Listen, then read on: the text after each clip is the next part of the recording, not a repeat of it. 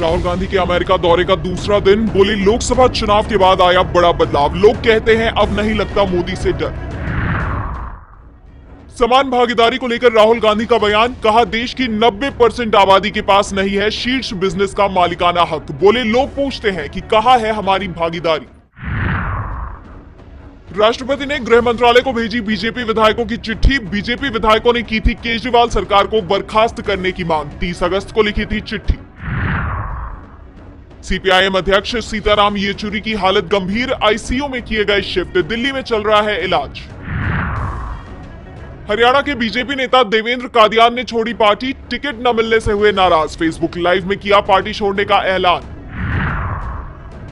कांग्रेस अध्यक्ष मल्लिकार्जुन खड़गे का बयान, कहा राजनीति में कभी किसी को नहीं होना चाहिए रिटायर, बोले आजीवन करनी होगी राष्ट्र की सेवा। हरियाणा विधानसभा चुनाव के लिए बीजेपी ने जारी की 21 उम्मीदवारों की लिस्ट, पहली लिस्ट में 67 उम्मीदवारों के नाम किए थे घोषित, जल्दी ही तीसरी आखिरी लिस्ट का भी पार्टी करेगी ऐलान। सेबी चीफ को लेकर पवन खेड़ा का बयान, माधवी बुद्ध से मांगा इस्तीफा, बोले अब सेबी के अफसर ही कर रहे हैं घोटाले पर खुलासे। अमेरिका में सैम पित्रोदा का बयान, देश के 2024 लोकसभा चुनाव को लेकर कही बात, बोले निष्पक्ष रूप से नहीं हुए थे लोकसभा चुनाव। यूपी शिक्षक भर्ती घोटाले को लेकर प्रियंका गांधी का ट्वीट, लिखा बीजेपी ने अपनाया युवा और सामाजिक न्याय विरोधी रवैया, कहा युवाओं पर किया जा रहा सामाजिक, आर्थिक और मानसिक रूप से आघात।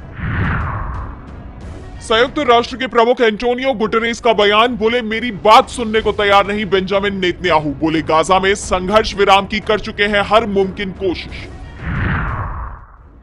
दलीप ट्रॉफी में हुई रिंकू सिंह की एंट्री, इंडिया बी में हुए शामिल, वहीं मयंक अग्रवाल को सौंपी गई इंडिया ए की कप्तानी। हरे निशान पर बंद हुआ शेयर बाजार, 397 अंकों की बढ़त के साथ 81,956 पर बंद हुआ सेंसेक्स, वहीं 114 अंकों की बढ़त के साथ 25,050 पर बंद हुआ निफ्टी। एप्पल की आईफोन 16 सीरीज हुई लॉन्च, 20 सितंबर से स्टोर्स पर शुरू होगी बिक्री, 79,000 से 1,44,000 के बीच रखी गई है 4 वर्जन्स की कीमत।